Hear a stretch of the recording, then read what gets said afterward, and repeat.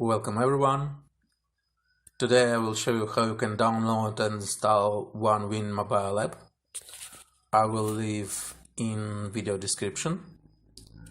If you don't have an account, click on Sign Up button. Fill in your mobile phone, email and password and create an account.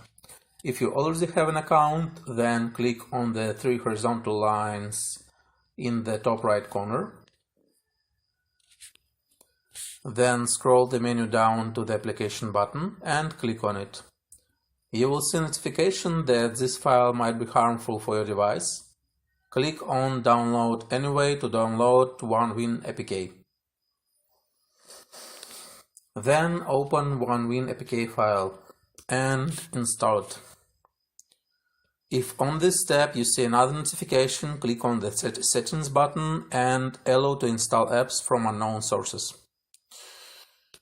or install unknown apps that has been downloaded via Google Chrome or your chosen browser. App installed, let's open it.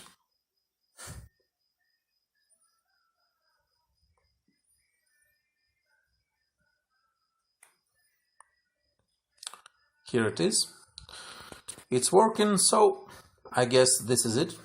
If you have any questions about download and installation process of OneWin application, please write in comment section.